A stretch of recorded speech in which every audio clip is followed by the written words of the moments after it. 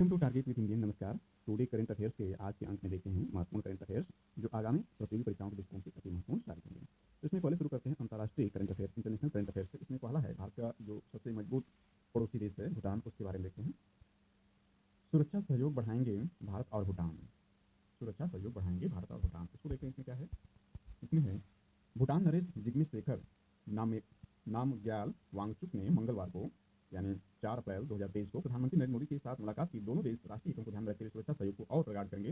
दोनों देश सुरक्षा संबंधी मुद्दों पर एक दूसरे से निरंतर संपर्क में रहेंगे। भूटान नरेश ने NSA अजित डोभाल से बातचीत की। इसमें नोटिस पॉइंट है कि भूटान नरेश का जो नाम है वो जिग्मे शेखर नामग्याल वांगचुक है।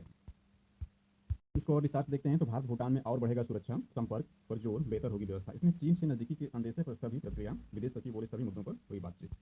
इसको और विस्तार से देखते हैं तो इसमें है भारत और भूटान राष्ट्रीय हितों को ध्यान में रखते हुए सुरक्षा सहयोग को और आगे बढ़ाएंगे। भूटान नरेश जिग्मे शेखर नामग्याल वांगचुक की प्रधानमंत्री नरेंद्र मोदी और राष्ट्रीय सुरक्षा सलाहकार अजित डोभाल से अलग अलग मुलाकात में राष्ट्रीय सुरक्षा समेत द्विपक्षीय संबंधों के मुद्दों बातचीत हुई। दोनों देश सुरक्षा संबंधित मुद्दों पर एक दूसरे से निरंतर संपर्क में रहेंगे। वहीं व्यापार सुविधा बेहतर करने की बात कही गई है। राष्ट्रपति द्रौपदी मुर्मू के निमंत्रण पर सोमवार को भारत पहुंचे भूटान नरेश की हवाई अड्डे पर विदेश मंत्री एस जयशंकर ने आगवानी की। उन्होंने भूटान नरेश से मिलकर भारत के रिश्तों को लेकर उनके नजरिए की सराहना की। मंगलवार सुबह यानी 4 अप्रैल 2023 को वांगचुक की सबसे पहले डोभाल के साथ सीमा संबंधी मुद्दे पर विस्तार से बातचीत हुई। फिर भूटान नरेश ने राजघाट पर जाकर राष्ट्रपिता महात्मा गांधी को श्रद्धांजलि दी। देर शाम राष्ट्रपति द्रौपदी मुर्मू से मिले। प्रधानमंत्री के साथ द्विपक्षीय बैठक के बारे में जानकारी देने के लिए एक दोकल्लम मुद्दे के बारे में पूछने पर विदेश सचिव विनय मोहन क्वात्रा ने कहा भूटान नरेश और पीएम ने दोनों देशों के बीच द्विपक्षीय रिश्तों पर चर्चा की। इसमें है भूटान को अतिरिक्त ऋण क्रेडिट। इसको पुनः देखते हैं तो इसमें है कि भूटान नरेश और पीएम ने दोनों देशों के बीच द्विपक्षीय रिश्तों पर चर्चा की। कहा हम सुरक्षा सहयोग के संपर्क में रहेंगे। भूटान के पीएम यानी पीएम जो है लोते शेयरिंग ने हाल ही में कहा था कि दोकल्लम विवाद को सुलझाने में चीन भी एक पक्ष है। इसमें देखते हैं भूटान को अतिरिक्त ऋण क्रेडिट। इसमें है विदेश सचिव ने कहा कि प्रधानमंत्री ने भूटान में सामाजिक आर्थिक सुधारों के प्रति भारत के समर्थन को दोहराया। साथ ही भूटान की 13वीं पंचवर्षीय योजना के लिए सहायता बढ़ाने पर सहमति जताई। भारत ने भूटान को अतिरिक्त ऋण सहायता देने की घोषणा की। भारत के लिए भूटान बहुत अहम देश है। पिछले कुछ वर्षों में दोनों देशों के बीच रक्षा सुरक्षा के क्षेत्र में संबंधों में विस्तार हुआ है। सुरक्षा को कदम उठाएंगे। दोकल्लम त्रिपक्षीय सीमा बिंदु और भूटान चीन सीमा मुद्दे से जुड़े सवाल पर क्वात्रा ने कहा हम इन सभी मुद्दों और गतिविधियों पर नजर रखते हैं जिसका संबंध हमारा राष्ट्रीय सुरक्षा से होता है। हम राष्ट्रीय हितों की सुरक्षा के लिए सभी आवश्यक कदम उठाएंगे। यहाँ पर राष्ट्रपति द्रौपदी मुर्मू के साथ भूटान नरेश की मुलाकात का चित्र दिखाया गया। इसको देखते हैं। महामहिम भूटान नरेश जिग्मे शेखर नामग्याल वांगचुक का स्वागत करते हुए प्रसन्नता हुई। हमारी गर्मजोशी पूर्ण और सकारात्मक बैठक हुई। नरेंद्र मोदी भारतीय प्रधानमंत्री का कहना है। इन बिंदुओं पर रहेगा जोर। इसमें आर्थिक और विकास साझेदारी जिसमें अगले साल शुरू होने वाली भूटान की 13वीं पंचवर्षीय योजना के लिए सहयोग शामिल है। व्यापार संपर्क और निवेश के क्षेत्र में सहयोग जिसमें अन्य बातों के अलावा सड़क, रेल, वायु और अंतर्देशीय जलमार्ग के रास्ते संपर्क शामिल हैं। भारत और भूटान की अर्थव्यवस्थाओं के आर्थिक विकास और समृद्धि के लिए दीर्घकालिक और टिकाऊ व्यापार सुविधाओं के लिए उपाय करना है। अगली महत्वपूर्ण करंट अफेयर्स देखें तो यह भी एक इंटरनेशनल इंपॉर्टेंट न्यूज ही है। इसमें है अमेरिका के पूर्व राष्ट्रपति डोनाल्ड ट्रंप गिरफ्तार। इसमें अमेरिकी इतिहास में पहला मामला, पहले किसी भी पूर्व राष्ट्रपति पर आपराधिक मुकदमा तक नहीं चला है। इसको देखते हैं विस्तार से। अमेरिका के पूर्व राष्ट्रपति डोनाल्ड ट्रंप को गिरफ्तार कर लिया गया है। पाकिस्तान से जुड़े आपराधिक मामले मंगलवार को मैनहट्टन की अदालत में पेशी से पहले उन्हें गिरफ्तार कर लिया गया। आरोप है कि ट्रंप ने 2016 के राष्ट्रपति चुनाव से पहले पाकिस्तान को मुंह बंद रखने के लिए पैसे दिए थे। इस आपराधिक मामले में गिरफ्तार होने वाले ट्रंप पहले अमेरिकी पूर्व राष्ट्रपति हैं। न्यूयॉर्क की अदालत ने पूर्व राष्ट्रपति के खिलाफ आपराधिक केस चलाने की मंजूरी दी। उसी मामले में वह अदालत में पेश होने पहुंचे। बड़ी संख्या में उनके समर्थक अदालत के बाहर मौजूद थे। अदालत के अंदर और बाहर सुरक्षा कड़े प्रबंध किए गए थे। ट्रंप ने पॉर्न स्टार में डेनियल्स को पैसे देने के संबंध में कुछ भी गलत करने से इनकार किया। मैनहट्टन जिला अटॉर्नी ने मामले की जांच तब शुरू की जब ट्रंप राष्ट्रपति थे। ट्रंप ने गिरफ्तारी से पहले समर्थकों को ईमेल में लिखा अमेरिकी मार्क्सवादी तीसरी दुनिया का देश बनता जा रहा है जो असहमति को अपराध बताता है, अपने राजनीतिक विरोधियों को कैद करता है, लेकिन उम्मीद मत छोड़िए, हम फिर से जीतेंगे। अगली महत्वपूर्ण खबर देखें जो राष्ट्रीय संबंधित करंट अफेयर्स है। इसमें सिक्किम के नाथुला में भारी हिमस्खलन, 7 सैलानियों की मौत। इसमें 23 को बचाया गया। इसमें 11 गंभीर रूप से घायल, कई की फंसे होने की आशंका। देर रात तक चला बचाव कार्य। रोक के बाद भी गए थे पर्यटक। 14.5 हजार फुट की ऊंचाई पर हादसा।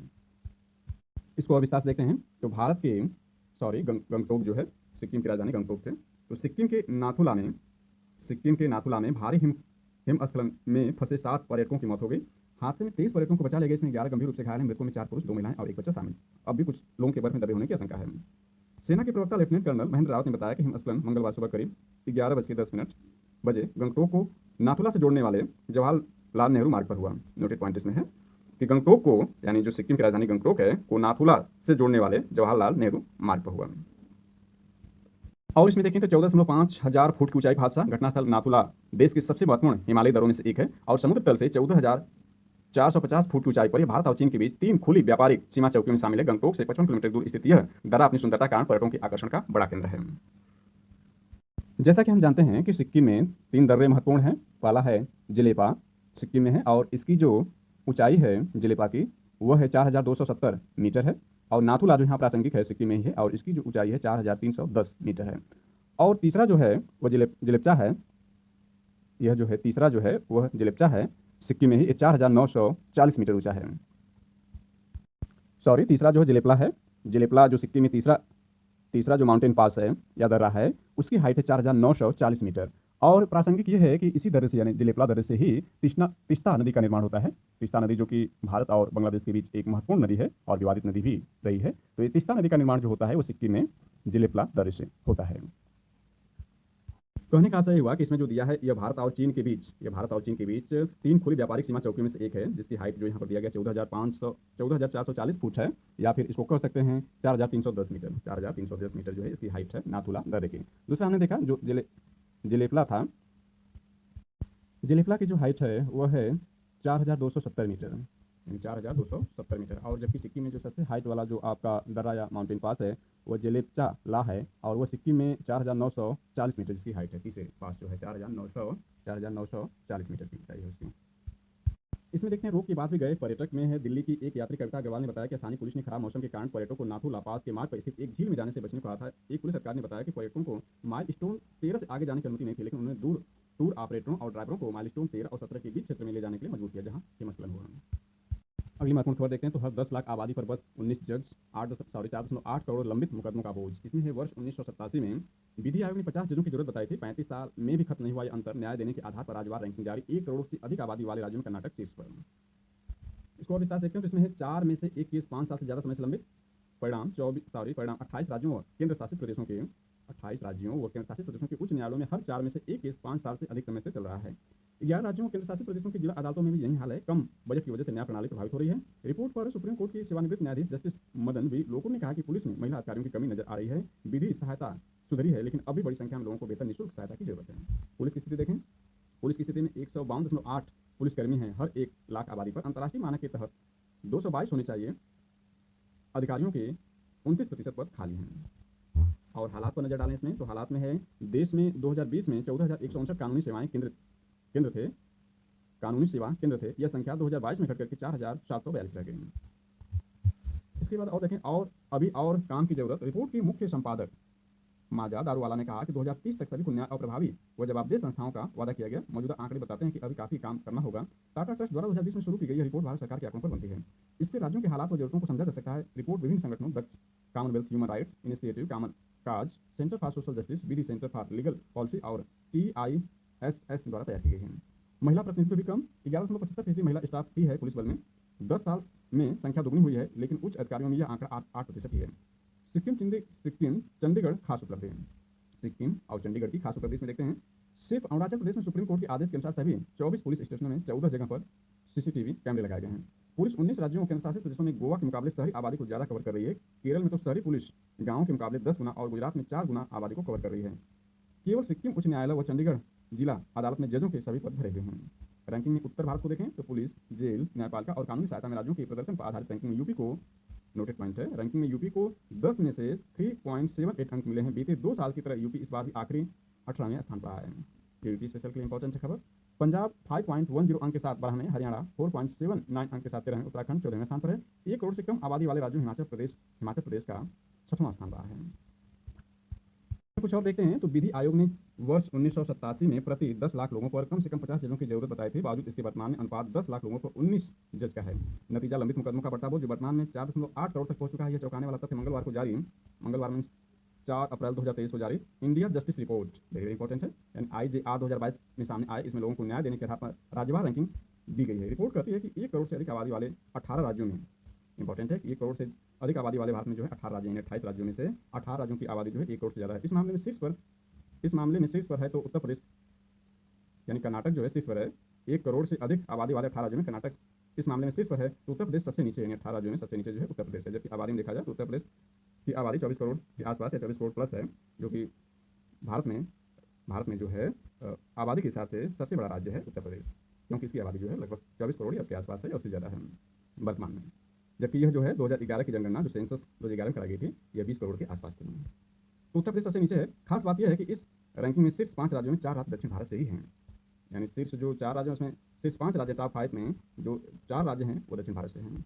न्यायपालिका पर खर्च में दिल्ली आगे। दिल्ली व चंडीगढ़ के अलावा किसी भी राज्य या केंद्रशासित प्रदेश ने अपने सालाना खर्च का 1% से ज़्यादा न्यायपालिका खर्च नहीं किया है। इंडिया जस्टिस रिपोर्ट के अनुसार देश में 20,076 जज हैं और 22% आवंटित पद रिक्त हैं। उच्च न्यायालयों में ही 20% पद खाली हैं, यानी हर 71,224 नागरिकों पर सहायक अदालतों में से एक और 17,65,760 नागरिकों पर उच्च न्यायालयों में से एक जज है। वहीं 25 राज्य मानवाधिकार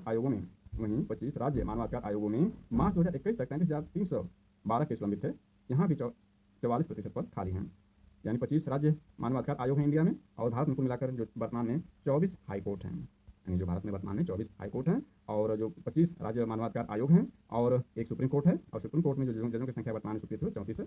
एक मुख्य न्यायाधीश से, यानी मुख्य न्यायाधीश को हटा दिया जाए तो 33 जज हैं और एक मुख्य न्यायाधीश हैं। तो इस तरह से जो है संरचना है। भारत में वर्तमान में जो है 25 हाई कोर्ट हैं, यानी हाई कोर्ट की संख्या भारत में जो है वो 25 है, और 34 जो आपके हैं वह सुप्रीम कोर्ट में जजों की सूची संख्या है CJI समेत। जैसा कि हम जानते हैं कि 2008 तक जो है सुप्रीम कोर्ट में जजों की सूची संख्या 31 थी, जिसको संविधान संशोधन अधिनियम 2019 के द्वारा 2019 में जजों की संख्या 35 से बढ़ा करके 34 कर दी गई। 31 से बढ़ा करके 34 कर दी गई, जिसमें 33 जज हैं और एक CJI हैं। कुल मिलाकर सुप्रीम कोर्ट में 34 जजों की संख्या वर्तमान में है। 2019 में इसको कर दिया गया है। जैसा कि हम जानते हैं भारतीय संविधान के भाग 5 में अनुच्छेद 124 से 147 तक जो है उच्चतम न्यायालय के गठन, स्वतंत्रता, न्याय क्षेत्र, शक्तियां, प्रक्रिया आदि का उल्लेख है। संसद भी उसके विनियमन के लिए अधिकृत है। जबकि देखें सुप्रीम कोर्ट का उद्घाटन जो हुआ था वो 28 जनवरी 1950 को किया गया था। यह भारत सरकार अधिनियम 1935 के तहत लागू संघीय न्यायालय का उत्तराधिकारी था। यह है। अभी हमने देखा कि यह जो उच्चतम न्यायालय है वो संविधान के भाग 5 में जो है वह अनुच्छेद 124 से 147 तक इसका प्रावधान दिया गया है। जबकि संविधान के भाग 6 में, संविधान का जो भाग 6 है उसमें अनुच्छेद 214 से 214 से लेकर के 231 तक हाई कोर्ट के गठन, स्वतंत्रता, न्यायिक क्षेत्र, शक्तियां, प्रक्रिया आदि के बारे में बताया गया है। तो इसमें कुल स्टेट हम जानते हैं कि भारत में जो स्टेट हैं वर्तमान में 28 स्टेट हैं और 8 यूटी या केंद्र शासित प्रदेश हैं। तो 8 यूटी में से केवल दिल्ली में ही एक अलग हाई कोर्ट है जो कि 1996 से कार्यरत है। इसके अलावा वर्तमान में कुल हाई कोर्ट इन इंडिया देखें, यानी भारत में हाई कोर्ट कुल देखें तो 25 हैं, 25 हाई कोर्ट हैं, जिसमें से केवल 3 का क्षेत्राधिकार 1 से अधिक राज्यों तक है। इसमें जो है पंजाब हरियाणा हाई कोर्ट है जिसका गठन 1875 में किया गया। इसके बाद जो है महाराष्ट्र है और तीसरा जो है गुवाहाटी हाई कोर्ट है। कुछ अतिरिक्त जानकारी देखें तो भारतीय उच्च न्यायालय अधिनियम 1861 पीटी की एग्जाम से दृष्टि से अति महत्वपूर्ण है कि 1861 में जो है 1861 में भारतीय उच्च न्यायालय अधिनियम बनाया गया कि उपबंधों के तहत 3 उच्च न्यायालयों की स्थापना की गई, जिसमें बॉम्बे 1862 में, कलकत्ता उस दौरान कलकत्ता था 1862 में, और मद्रास भी 1862 में हुआ। 1866 में चौथा हाई कोर्ट की स्थापना इलाहाबाद में हुई, यानी इलाहाबाद जो हाई कोर्ट की स्थापना 1866 में की गई और यह भारत का चौथा हाई कोर्ट बना। 1950 के बाद प्रांत का उच्च न्यायालय संबंधित राज्य का उच्च न्यायालय बन गया। भारत के संविधान में प्रत्येक राज्य के लिए एक उच्च न्यायालय की व्यवस्था की गई है, लेकिन चौथे संविधान संशोधन 1956 में संसद को अधिकार दिया गया है कि वह 2 या 2 से अधिक राज्यों एवं एक संघ राज्य क्षेत्र के लिए एक साझा उच्च न्यायालय की स्थापना कर सकती है। आगे इसमें देखें तो वंचित वर्ग को उचित प्रतिनिधित्व सिर्फ कर्नाटक में SC ST और OBC वर्ग का पुलिस अधिकारियों और स्टाफ में उचित प्रतिनिधित्व है। गुजरात और छत्तीसगढ़ में SC, अरुणाचल प्रदेश, तेलंगाना, उत्तराखंड में ST और केरल, सिक्किम, आंध्र प्रदेश, महाराष्ट्र, छत्तीसगढ़, तेलंगाना और तमिलनाडु में OBC वर्ग का पुलिस में तय प्रतिनिधित्व है। किसी भी राज्य की सहायक व जिला अदालतों में तीनों वर्गों का निर्धारित कोटा पूरा नहीं है। 554 साल लगेंगे त्रिपुरा को 33% महिला पुलिसकर्मी रखने में। रिपोर्ट में रोचक ढंग से बताया गया कि राज्यों में महिला पुलिसकर्मी मौजूदा दर से बढ़ती रही तो अनुपात 33% पहुंचने में कितने वर्ष लगेंगे। इसमें त्रिपुरा को सबसे ज्यादा 554 वर्ष लगेंगे, पुडुचेरी को 318 वर्ष, अंडमान निकोबार को 226 वर्ष, झारखंड को 206 वर्ष, राजस्थान को 103 वर्ष का अनुमान दिया गया। वहीं यूपी को इसमें 6 वर्ष, हरियाणा को 27 वर्ष, पंजाब को 25 वर्ष और उत्तराखंड को 20 वर्ष और हिमाचल प्रदेश को 53 वर्ष लगेंगे। नोटेड पॉइंट है कि कहा गया है कि इसी रफ्तार से बढ़ा यूपी का जो रफ्तार है वो 6 वर्ष में महिला पुलिसकर्मियों की संख्या 33% करने में उत्तर प्रदेश को 6 वर्ष लगेंगे, और सबसे ज्यादा जो समय लगेगा वह त्रिपुरा को लगेगा 554 साल लगेंगे 33% महिला पुलिसकर्मियों को रखने में। इसमें देखें तो देश भर की जेलों में बंद हैं 77% बंदी विचाराधीन। जेलों में बंद लोगों में से 22% ही सजा याफ्ता मुजरिम। इसमें है 78% संख्या बढ़ी 2010 के मुकाबले 2021 में विचाराधीन कैदियों की। अरुणाचल प्रदेश, नागालैंड, मेघालय और पुडुचेरी को छोड़ राज्य केंद्र शासित प्रदेश में विचाराधीन कैदी बढ़े। इसको देखें रिपोर्ट के अनुसार बड़ी संख्या में और लंबे समय विचाराधीन बंदियों को जेल में रखना बताता है कि मुकदमों की सुनवाई पूरी होने में बहुत समय लग रहा है। इससे प्रशासकीय काम का बोझ भी बढ़ रहा है। बंदियों के लिए पहले सीमित बजट है, इससे हालात और विकट बनते जा रहे हैं। एक कैदी पर खर्च 38,000 आंध्र प्रदेश में 2.11 लाख।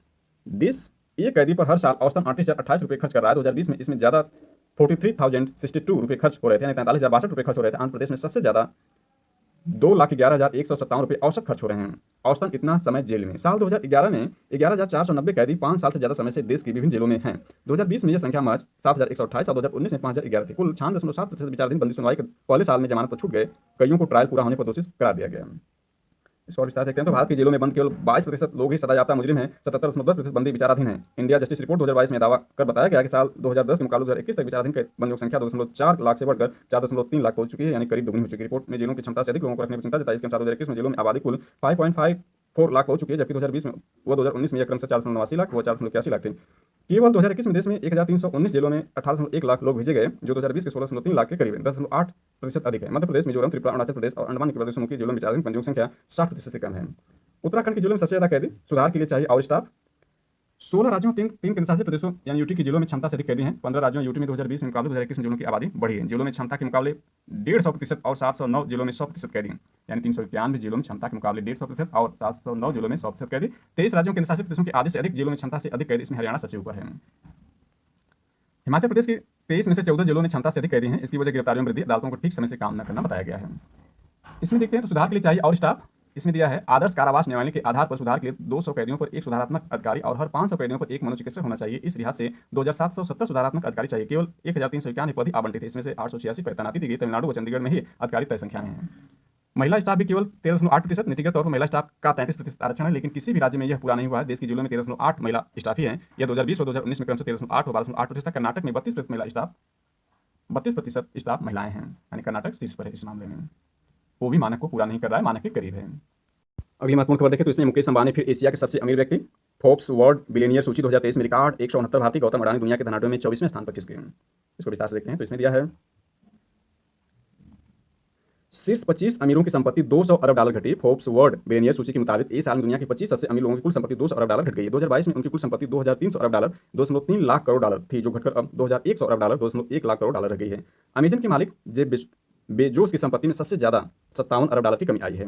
एलन मस्क की संपत्ति में एक साल में 39 अरब डॉलर की गिरावट आई है।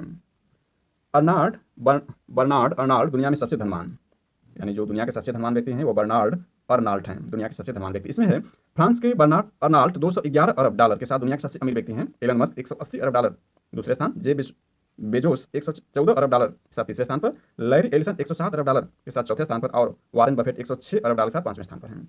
बिल गेट्स 104 अरब डॉलर की संपत्ति के साथ छठे स्थान पर हैं।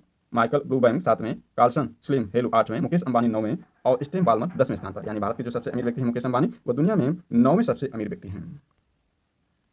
10 सबसे धनाढ्य भारतीयों में शिव नाडर और सावित्री जिंदल भी हैं। नाम, स्थान, संपत्ति इनकी देखें तो यहाँ पर हैं शिव नाडर, इनका तीसरा स्थान है और इनकी संपत्ति 25.6 अरब डॉलर है। इसके बाद साइरस पूनावाला हैं चौथे स्थान पर 22.6 अरब डॉलर संपत्ति के साथ। लक्ष्मी मित्तल है पांचवां स्थान 17.7 अरब डॉलर संपत्ति के साथ। सावित्री जिंदल जो है छठा स्थान है, इनकी संपत्ति 17.5 अरब डॉलर है और यह स्त्रियों में महिलाओं में सबसे धनी व्यक्ति हैं भारत की तरफ से।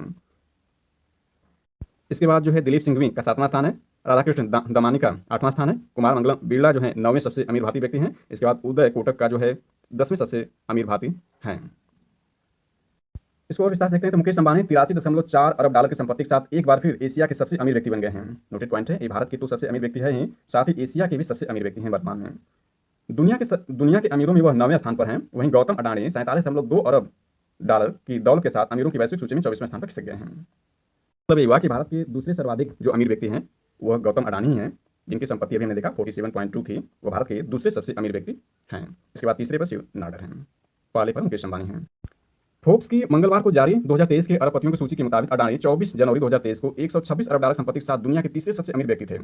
अमेरिकी साठ सेलर हिंडनबर्ग रिसर्च के आरोप के बाद उनकी संपत्ति में तेजी से गिरावट आई। हालांकि यह मुकेश अंबानी के बाद दूसरे सबसे अमीर भारतीय बने हुए हैं। इस बार खास बात यह है कि अमीरों की सूची में इस बार रिकॉर्ड 169 भारतीय अरबपतियों ने जगह बनाई है। नोटेड पॉइंट है, रिकॉर्ड 169 भारतीय अरबपतियों ने जगह बनाई है। 2022 में यह संख्या 166 थी, यानी 2022 से 3 ज्यादा है। ये भी एग्जाम दृष्टि से महत्वपूर्ण है। हालांकि संख्या बढ़ने के बावजूद इन अमीरों की संपत्ति 10% घटकर 695 अरब डॉलर रह गई। ये भी नोटेड पॉइंट है कि 10% जो संपत्ति घटी। 2022 में इनकी कुल संपत्ति 750 अरब डॉलर थी। फोर्ब्स के मुताबिक मुकेश अंबानी की अगुवाई वाली रिलायंस इंडस्ट्रीज यानी RIL पिछले साल 100 अरब डॉलर से अधिक की आय वाली पहली भारतीय कंपनी बन गई। उसका कारोबार तेल, दूरसंचार से लेकर खुदरा क्षेत्र तक फैला है। ये भी वेरी वेरी इंपॉर्टेंट है कि जो RIL है पिछले साल 100 अरब डॉलर से अधिक की आय वाली पहली भारतीय कंपनी बन गई है, यानी रिलायंस इंडस्ट्रीज। अगली महत्वपूर्ण खबर देखें तो इसमें है न्याय संबंधित है। लापरवाही से किसी को मौत के मुंह में ढकेलने वाले के लिए 9 हो सहानुभूति। इसमें सुप्रीम कोर्ट ने पंजाब एवं हरियाणा हाईकोर्ट के दोषी की सजा कम करने के आदेश को किया रद्द। इसमें है सुप्रीम कोर्ट ने उतावलेपन और लापरवाही के चलते एक व्यक्ति की मौत के मुंह में ढकेलने के दोषी की सजा कम करने वाले पंजाब एवं हरियाणा हाईकोर्ट के आदेश को रद्द कर दिया। शीर्ष अदालत ने कहा, दोषी के प्रति अनुचित सहानुभूति नहीं दिखानी जानी चाहिए। जस्टिस एम आर शाह और जस्टिस सीटी रविकुमार की पीठ ने अपने 28 मार्च के आदेश में कहा, हाईकोर्ट ने इस बात पर बिल्कुल भी गौर नहीं किया कि आईपीसी प्रकृति में दंडात्मक व निवारक है। यानी आईपीसी की जो प्रकृति है वो दंडात्मक व निवारक है। जैसा कि हम जानते हैं कि भारतीय संविधान में जो अनुच्छेद 22 है, यानी स्वतंत्रता के अधिकार के अंतर्गत, यानी जो संविधान के भाग 3 में जो है अनुच्छेद 12 से 35 तक मौलिक अधिकार दिए गए हैं, उसमें अनुच्छेद 19 से 22 तक व्यक्तिगत स्वतंत्रता का अधिकार दिया गया है, जिसमें 22 जो है वह गिरफ्तारी पर रोक का प्रावधान या गिरफ्तारी से निषेध का प्रावधान करता है, और वो भी दो भागों में बटा हुआ है। यानी जो आपका आर्टिकल 22 है संविधान में, उसमें दो प्रकृति, उसकी भी दो प्रकृति है, एक दंडात्मक है, एक निवारक है। तो यहाँ आईपीसी की जो प्रकृति है वो भी दंडात्मक व निवारक है, और इसका मुख्य उद्देश्य अपराधी को दंडित करना है। पीठ पंजाब सरकार की हाईकोर्ट के फैसले के खिलाफ दायर अपील पर सुनवाई करी थी। हाईकोर्ट ने आईपीसी की धारा 304 ए, नोटिस पॉइंट है, आईपीसी की धारा 304 ए उतावलेपन और लापरवाही से मौत का कारण के तहत दोषी ठहराए गए व्यक्ति सजा को 2 साल से घटाकर 8 महीने कर दिया था। उसे मृतक के परिजनों को 25,000 रुपये हर्जाना देने पर राहत मिली थी। सुप्रीम कोर्ट ने हाईकोर्ट के आदेश को रद्द कर दिया। पीठ ने कहा, युवक ने जिस तरह उतावलेपन में तेज रफ्तार एसयूवी चलाई और उसकी लापरवाही में एक युवक की मौत हो गई, वह एम्बुलेंस में सवार 2 अन्य गंभीर रूप से घायल। हाईकोर्ट ने इस तथ्य पर विचार नहीं किया कि टक्कर इतनी भीषण थी कि एम्बुलेंस पलट गई। निचली अदालत ने इन पहलुओं पर गौर करते हुए 2 साल कैद की सजा सुनाई थी। सड़क दुर्घटना जनवरी 2012 में हुई थी, जब आरोपी की एसयूवी चंडीगढ़ के मोहाली की ओर जा रही थी, एम्बुलेंस को टक्कर मार दी थी। शीर्ष अदालत ने बाकी की सजा पूरी करने के लिए आत्मसमर्पण करने के लिए 4 हफ्ते का समय दिया। अगली महत्वपूर्ण खबर देखते हैं। तो जेलेस्की ने की फिनलैंड की सराहना, बोले यूक्रेन का भी नाटो में शामिल होना लक्ष्य। नाटो में शामिल हुआ फिनलैंड, यानी नाटो में हम जानते हैं कि अभी तक 30 सदस्य देश थे, और इसमें फिनलैंड के शामिल हो जाने से यह 31वां नाटो का सदस्य देश बना, जिसकी स्थापना हमने कल देखा था कि फिनलैंड जो है जो नाटो है, यानी नॉर्थ अटलांटिक ऑर्गेनाइजेशन ट्रीटी जो नाटो है, इसकी स्थापना 4 अप्रैल 1949 को की गई थी। यानी कल इसकी जो है 74वीं या 75वीं जो है इसकी जो स्थापना दिवस मनाया गया 4 अप्रैल को कल।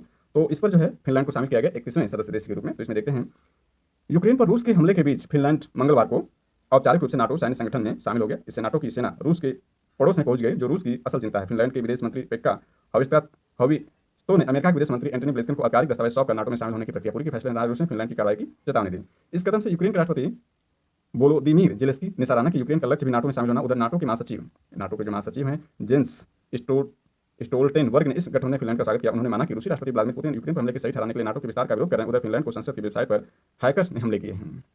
अगली महत्वपूर्ण खबर जो है स्वास्थ्य संबंधी, हर 6 में से 1 व्यक्ति संतान को जन्म देने में असक्षम। WHO यानी वर्ल्ड हेल्थ ऑर्गेनाइजेशन का कहना है, अमीर के मुकाबले गरीब देशों की स्थिति बेहतर।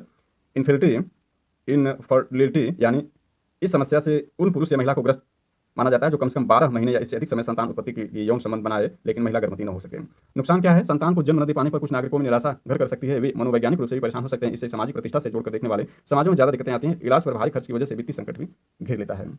इसमें देखते हैं, विश्व में से हर 6 में से 1 व्यक्ति संतान को जन्म देने में असक्षम है। विश्व स्वास्थ्य संगठन ने विभिन्न अध्ययनों के आधार पर दावा किया। इससे कुल आबादी का 17.1% आंका गया है। इस समस्या के लिए तत्काल इलाज और प्रजनन स्वास्थ्य के लिए उत्कृष्ट देखभाल की जरूरत बताई गई है।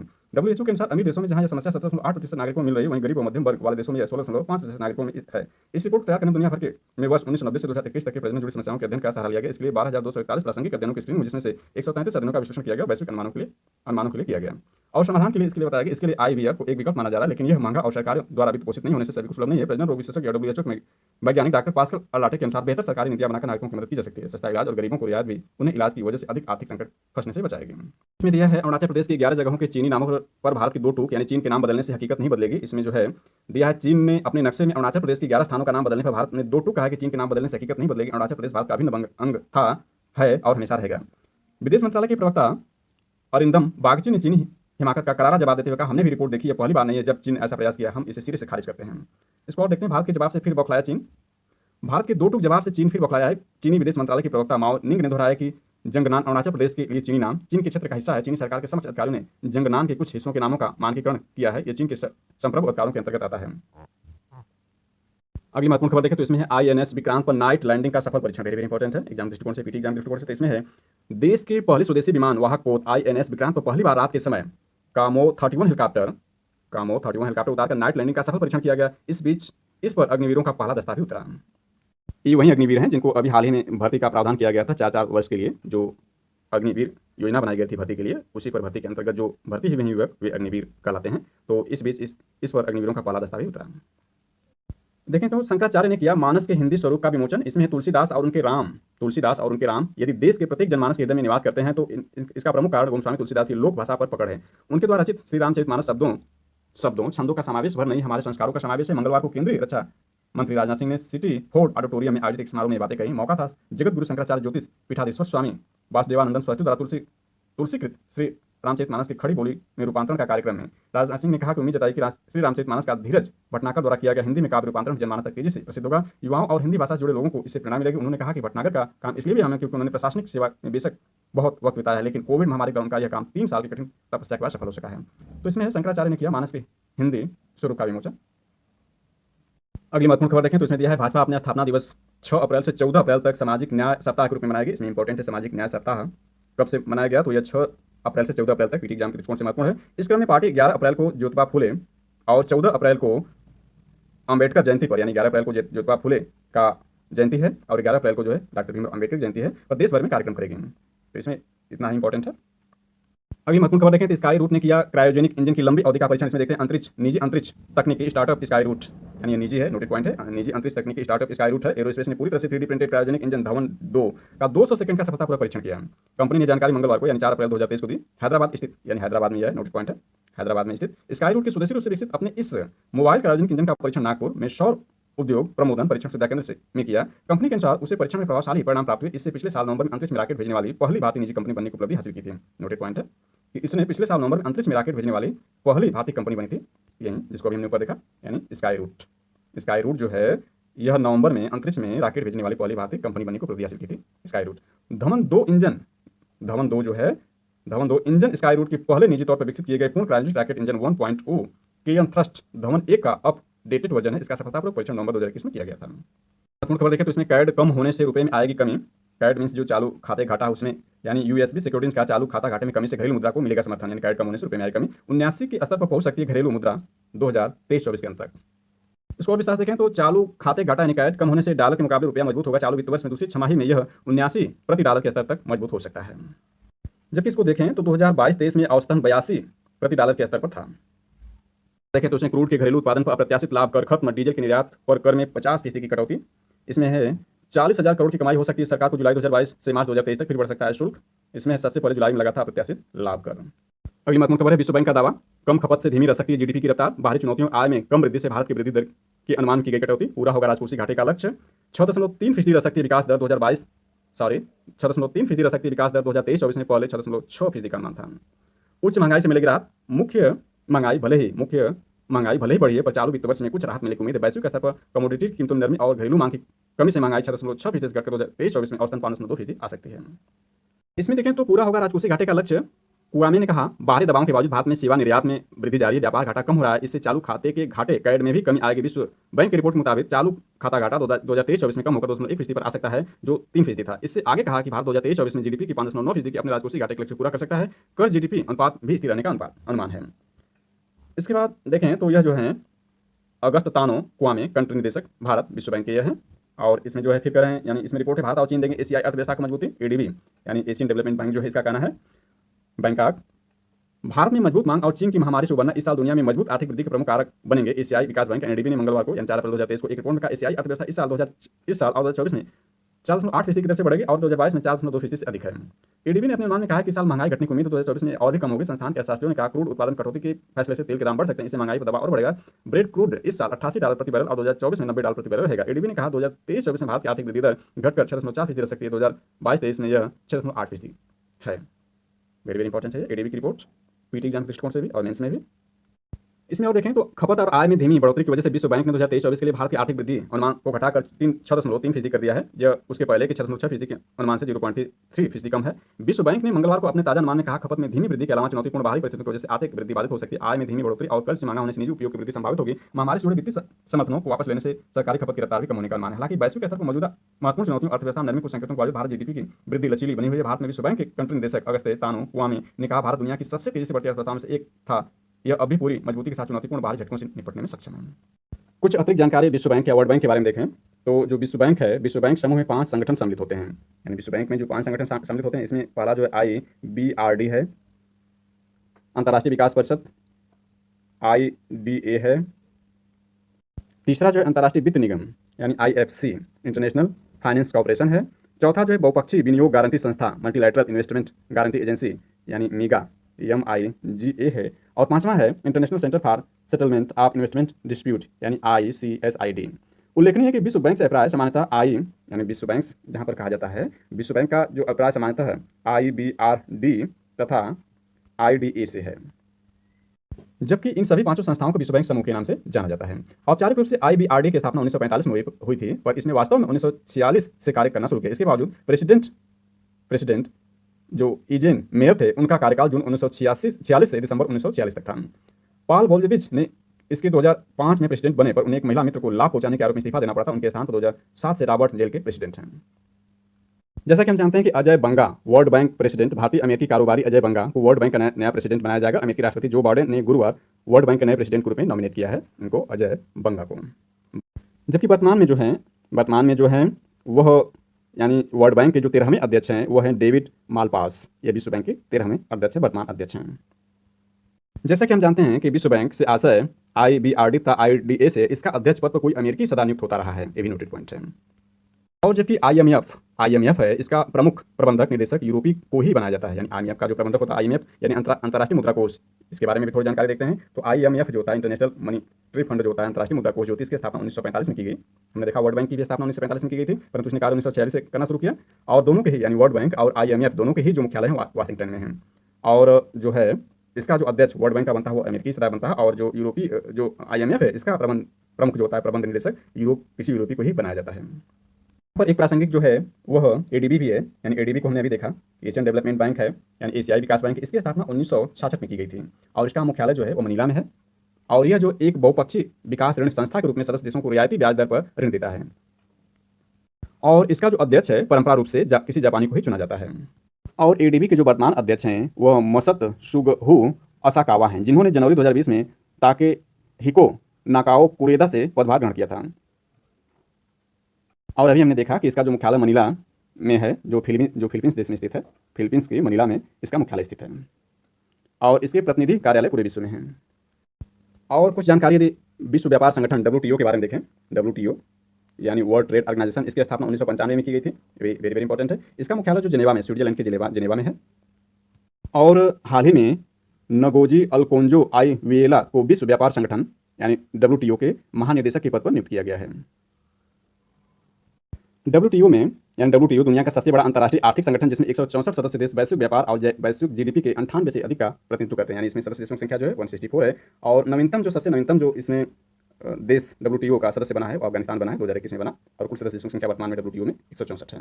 अगली महत्वपूर्ण खबर देखें तो ये यूपी स्पेशल संबंधित महत्वपूर्ण खबर। इसमें हर वर्ग को आरक्षण मिलने तक घूमेगा चक्र। इसमें दिया इस प्रकार होगा आरक्षण का निर्धारण, इसको देखते हैं। नई व्यवस्था में प्रदेश स्तर पर सिर्फ महापौर की सीटों का आरक्षण होगा। नगर पालिका परिषद के अध्यक्ष के जिला मंडल स्तर और नगर पंचायत अध्यक्ष के लिए जिला स्तर पर सीटों का आरक्षण होगा। इसकी व्यवस्था उत्तर प्रदेश नगर पालिका अधिनियम 1916 की धारा 9 का उपधारा 5 को संशोधित करते हुए की गई है। अनुसूचित जनजातियों के लिए कुल पदों की संख्या का अनुपात लगभग वही होगा जो राज्य के नगरीय क्षेत्रों में था। इसी तरह अनुसूचित जाति व पिछड़े वर्गों के लिए सीटों का आरक्षित किया जाएगा। अध्यादेश 2023 लाया गया है। इस अध्यादेश के दो प्रमुख बदलाव किए गए हैं, इसको देखते हैं क्या बदलाव किए गए हैं। पहला, आरक्षण की पुरानी चक्रानुक्रम व्यवस्था को शून्य माना जाएगा। यानी अध्यादेश जो 2023 में लाया गया, इस अध्यादेश से दो प्रमुख बदलाव किए। इस बदलाव देखते हैं। पहला है, आरक्षण की पुरानी चक्रानुसार व्यवस्था को शून्य माना जाएगा। दूसरा, निकायों को एक इकाई की जगह 3 इकाई मानते हुए चक्रानुक्रम की नई व्यवस्था लागू किया गया है। ये वेरी वेरी इंपॉर्टेंट है यूपी स्पेशल के अंतर्गत। इसमें और देखें तो इन तीनों वर्गों की महिलाओं के लिए आरक्षित पदों की संख्या मंडल या जिले की कुल संख्या की 1 तिहाई से अधिक नहीं होगी। सीटों का आवंटन एक मंडल के लिए एक बार में एक पद पर ही किया जाएगा। यह चक्र तब तक जारी रहेगा जब तक कि ऐसा कोई पद आवंटित होने से शेष न रह जाए। इसी प्रकार नगर निगम अधिनियम 1959 की धारा 7 के उपखंड 5 में संशोधन किया गया। इसमें से नई मद बढ़ाते हुए महिलाओं के लिए आरक्षित पदों की संख्या को शामिल करते हुए राज्य में कुल पदों की संख्या का 1 तिहाई कर दिया गया। आरक्षण के दौरान अगर पदों का आरक्षण करने से कमी आती है तो भागफल में 1 वृद्धि करते हुए आरक्षित किया जाएगा। महापौर के पदों का आरक्षण तय अनुपात से होगा। वहीं यह स्पष्ट किया गया कि इस अध्यादेश के लागू होते पूर्व में कराए गए निर्वाचन को शून्य मान लिया जाएगा। अगली महत्वपूर्ण खबर देखें। इसमें उत्तर प्रदेश के शिक्षा संबंधित महत्वपूर्ण खबर है। इसमें है मदरसों समेत सभी संस्थानों में एक ही आयोग कराएगा शिक्षकों की भर्ती। इसमें उत्तर प्रदेश शिक्षा चयन आयोग के गठन को हरी झंडी। प्रयागराज में होगा स्थापित। नया आयोग TET भी कराएगा, टेट भी कराएगा। स्वयंसायी निगमित निकाय होगा। आज कैबिनेट की मंजूरी संभव है। संस्कृति व पॉलिटेक्निक की भर्ती होगी। कुलपति IAS अफसर को कमान दी जाएगी। तो इस तरह से दिया गया है। Thanks for watching this.